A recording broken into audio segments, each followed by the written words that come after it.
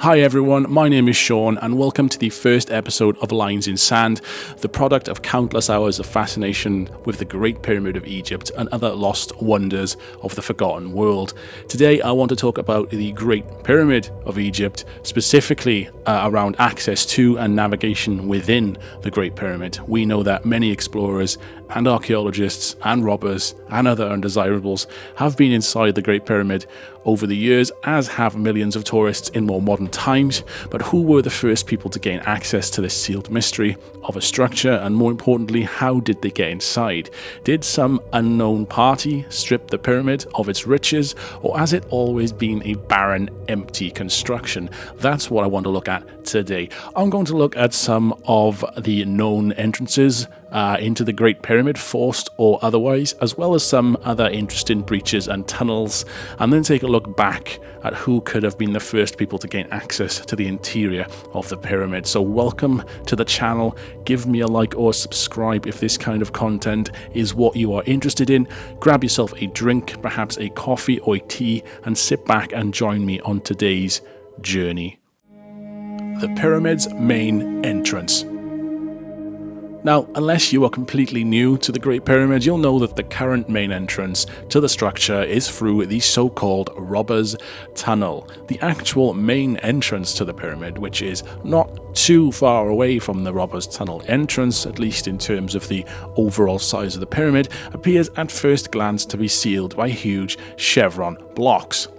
But is it? It's easy to neglect the original main entrance in lieu of al-mamun's tunnel, but there was actually an opening, and still is, to my knowledge, from the main entrance down into the original descending passageway. It appears that this is now closed to the public today, and you're definitely not allowed to climb up there unless you bribe the right people, but you can see it clearly here in these photographs that I have taken from Keith Hamilton's Layman's Guide to the Great Pyramid Part 1. He has compiled them there from their original sources, but that's where I first saw them. So just as a quick side note, these guides, the one I've just mentioned, the Layman's Guide to the Great Pyramid, there's a part 1 and a part 2, they're absolutely fantastic resources and are essential reading for those interested in the internal makeup of the pyramid. These are written, in my opinion, in an easy, open dialogue that is suitable for and also interesting to both professionals and newcomers alike, and as I said, I would heavily recommend reading them. Keith Hamilton has written many a guide to many a pyramid, all of which are available online, but I have linked the Great Pyramid documents in the description of this video for those who may be interested. Anyway, back to the main entrance of the Great Pyramid. We've established that there was once an opening that led into the original descending passage, as intended. However, on the surface of it, it doesn't look like this was the route that the original tomb raiders used. I'm speaking here of al-mamun and his tunnel, which was carved instead, as the story goes. However, there are conflicting accounts of people being aware of this main entrance into the descending passage. If the passage was known about in ancient times and access to the descending passage was possible, then why did al-mamun carve out this so-called Robber's Tunnel instead? Why not just march in through the front door, as it were? The famous Greek geographer Strabo even writes of a huge hinged door that once sat at this entrance place, and of his own personal familiarity with the lower passage and chambers of the pyramid, indicating that access was indeed possible through the small tunnel at the main entrance.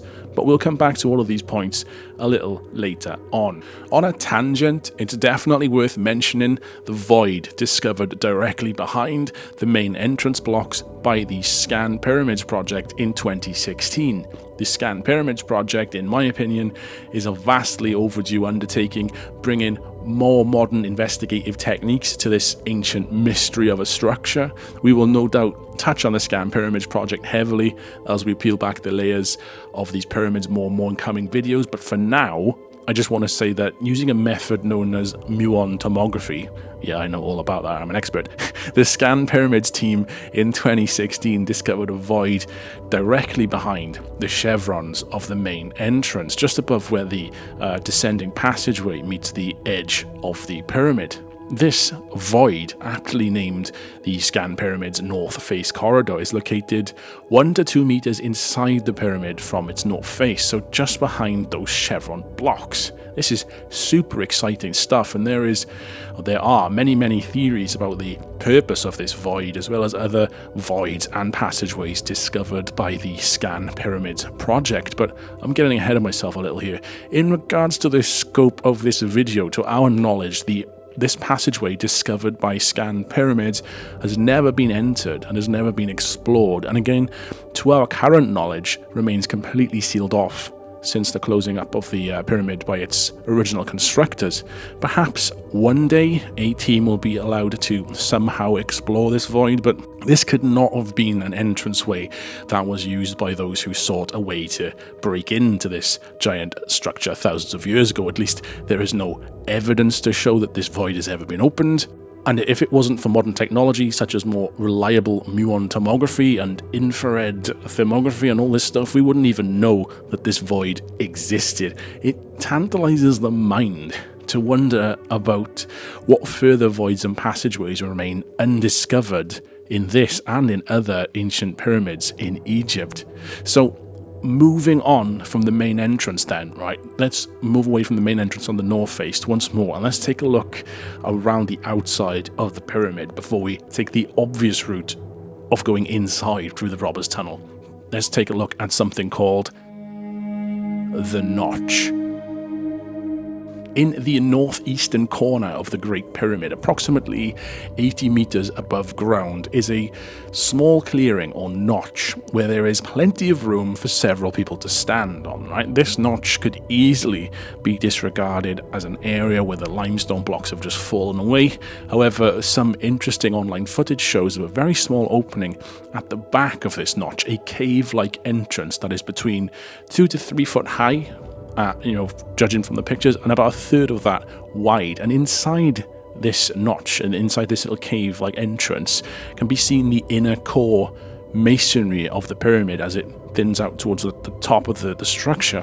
And whilst this is fascinating from a structural engineering standpoint, it's very unlikely that the notch was a purposeful excavation or attempt to access the inner workings of the pyramid. It definitely seems to have just, the stones have somehow come away and we can get in through a gap. It doesn't look like a forced gap. It looks like it was, it's just a gap between the blocks. At least I have not seen any evidence, again, this far to support that it was a purposeful excavation in any way.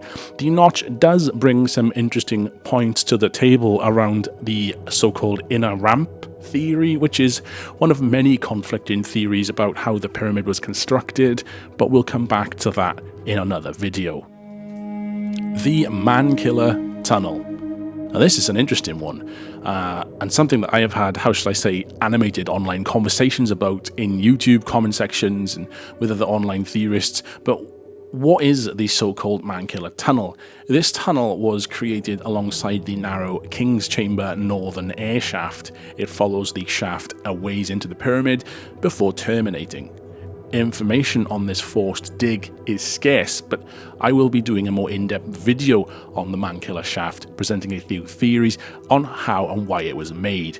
The King's Chamber Northern Air Shaft, or Star Shaft, again a subject which will no doubt be covered all in and of its own, is not wide or tall enough to fit a human being inside. The same goes for any shaft actually inside, including the King's Chamber Southern Shaft and both the North and South shafts in the Queen's Chamber. As I said, I will cover both the Man-Killer Tunnel and the so-called air or star shafts in another more detailed set of videos. As for whether the Man-Killer Tunnel could be used to access the pyramid interior, this is a no-go as it terminates before it gets anywhere near the existing known pyramid chambers or corridors. So that, at least for now, in regards to this video, draws the line under the Man-Killer Tunnel. Let me know what you think about this tunnel. It's certainly not an original feature, as was a forced entry added later on. And seeing as we are on the subject of destructive entry or exploration, it's time to talk a little bit about Howard Weiss. The hole on the south face. Howard Weiss and John Perrin's 19th century expedition is an integral part in the history of the exploration of the Great Pyramid. Weiss, however, was perhaps regrettably rather gung-ho when it came to the use of explosives. Most famously, he used gunpowder to clear a way up into the so-called relieving chambers above the King's Chamber, a series of low chambers separated by enormous granite blocks, capped off with a sloping roof. However, what is perhaps not so often talked about is the hole that he tried to blow in the side of the pyramid. On the Great Pyramid's south face, a huge crater can be seen where Weiss, for reasons that are currently beyond my personal comprehension, attempted to blast his way through the exterior of the pyramid. As I just said, I'm not at all clear as to why Weiss was attempting to blow his way through the south side of the pyramid, but as of the time of recording, I've yet to read his and Perrin's accounts published as Pyramids of Giza, and the second follow-up one, operations carried on at the Pyramids of Giza. So need a bit of clarification there as to the line of thinking between trying to blow that hole in the side of the pyramid. Finally, before we move on to the Robbers Tunnel as a means of access, we need to talk about the secret Giza Plateau Tunnel.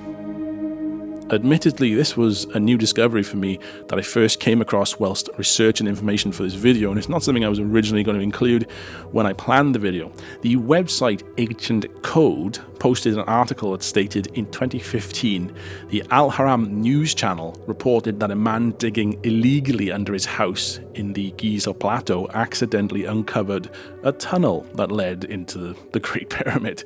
Details on this tunnel are slim, and the circumstances around its discovery are a bit peculiar. The report indicates that the man had illegally made an excavation 10 meters deep beneath his house and had fled the scene of the crime.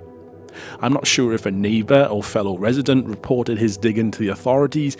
This is not clear to me at this point, but the man made the discovery and then fled. It's not entirely clear again why this man was digging. Was he purposefully looking for something ancient or archaeological, in his reasoning, or was it for some other reason? But either way, what did he find? Ancient Code writes that archaeologists observed that the walls of this incredible tunnel that leads to one of the most important landmarks on our planet is actually made of large stone blocks.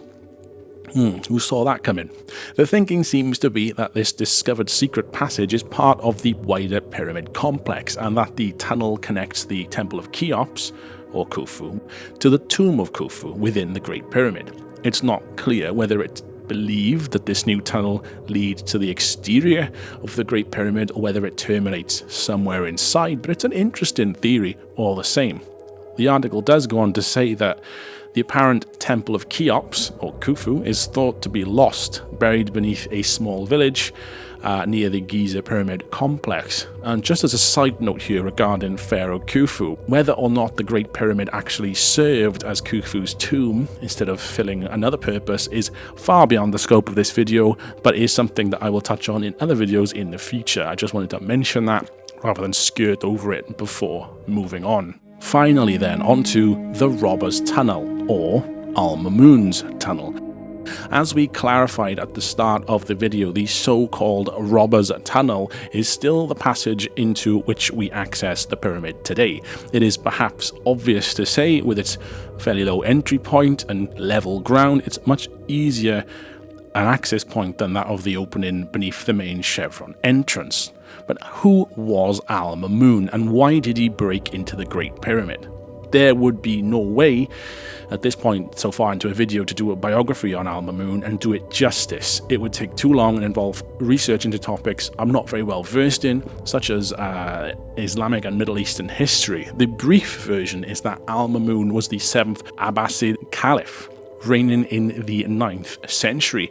Whilst parts of his history are dotted with bloody conquest or just strife in general, al-Mamun was considered a man of science, or a man who respected the arts of science, I suppose. He kept a court of scholars at Baghdad, traded manuscripts with the Byzantine Empire despite being in near constant conflict with them, and contributed in a number of ways to the development of modern-day astronomy, for which he is rewarded posthumously by having a lunar impact crater on the moon named after him.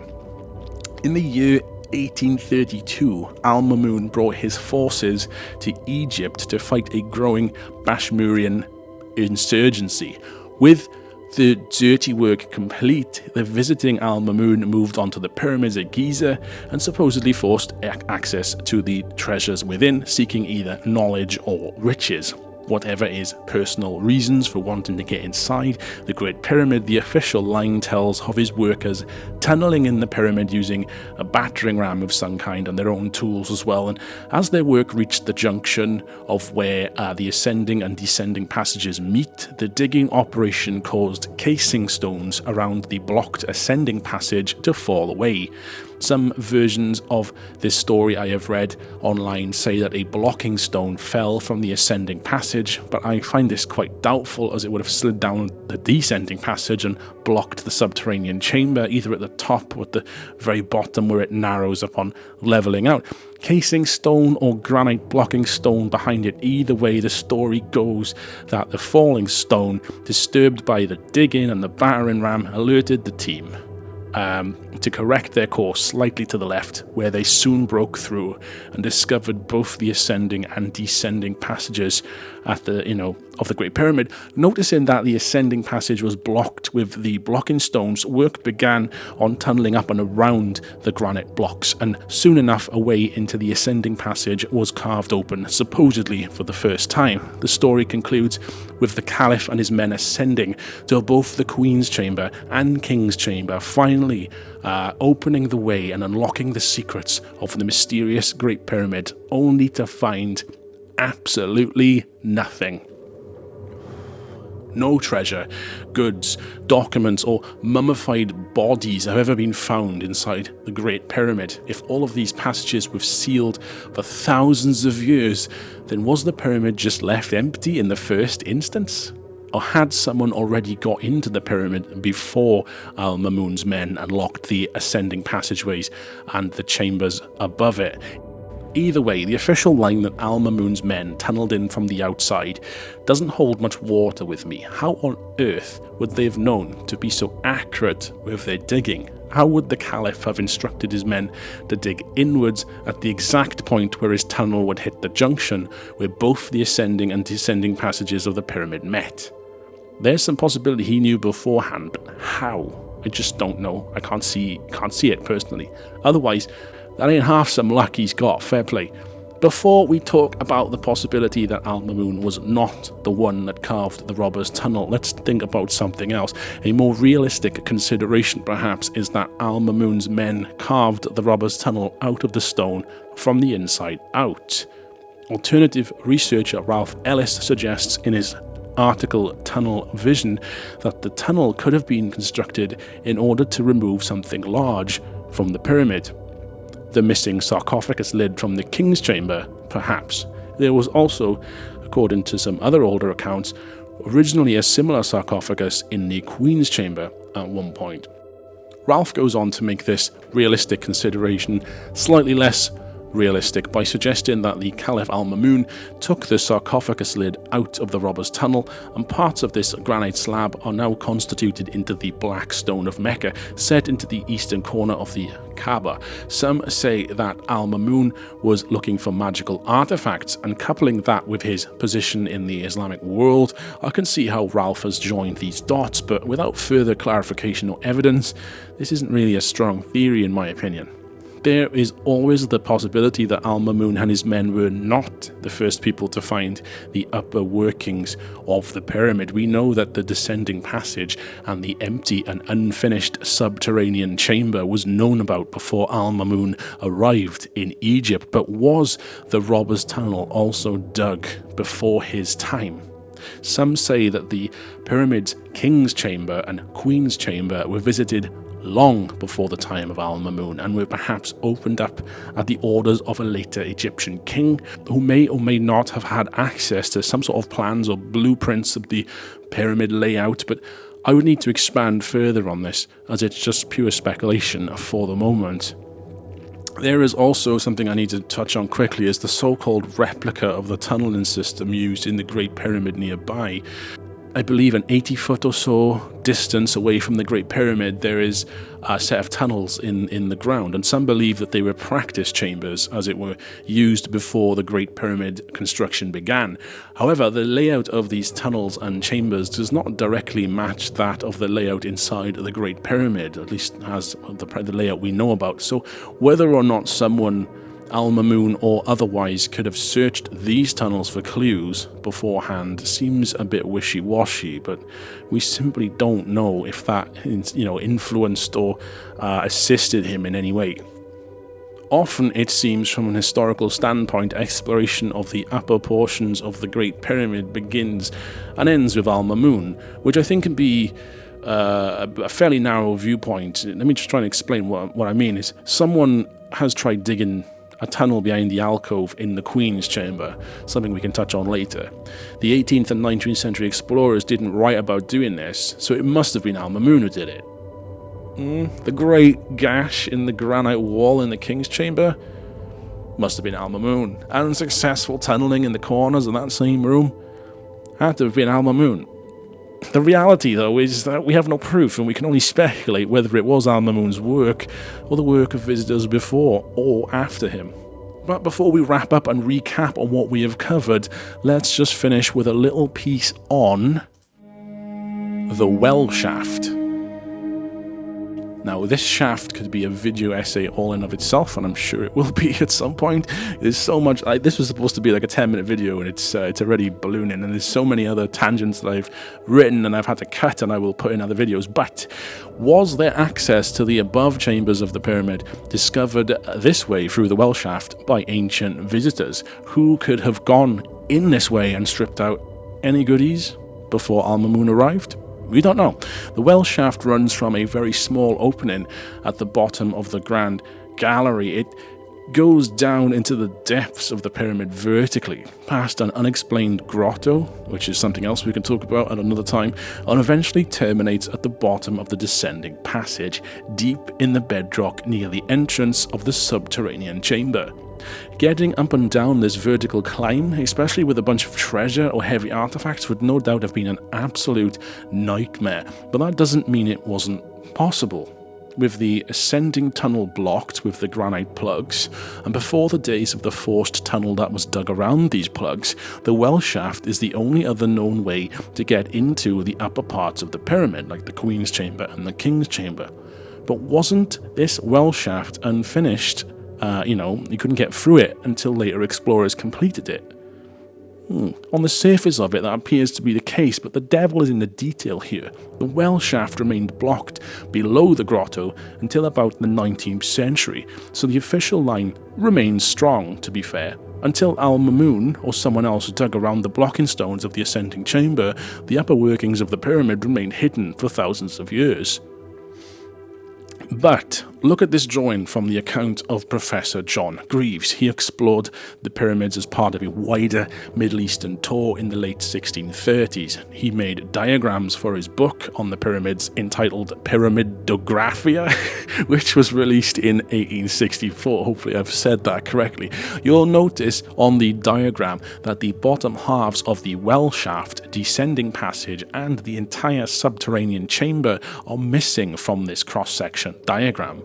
Contrary to what many ancient explorers of the pyramid who knew exclusively of the lower pyramid passages only, John Greaves and other explorers of his time seem to know about the upper pyramid passages only. How bizarre is that? This is because the descending passageway and well shaft were apparently blocked with debris.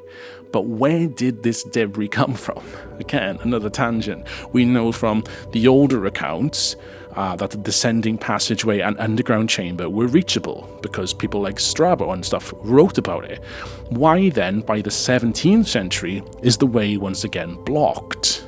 By the time that Professor John Greaves creates his diagram, you do have to remember that these passageways that we're talking about, the ascending passageway and descending passageway, they're very, very small and cramped. It wouldn't take much to block them off. Like a full height human being has to crouch, to get down them. Is it possible that the descending passageway became blocked with the debris from whoever it was that dug the robber's tunnel from the inside out?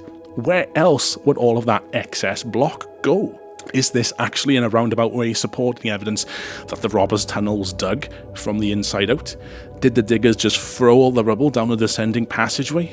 With the alternative option being just to hoist it up, all their offcuts in buckets or some sort of pulley system, and eject them from the pyramid via the original entrance at the chevron blocks?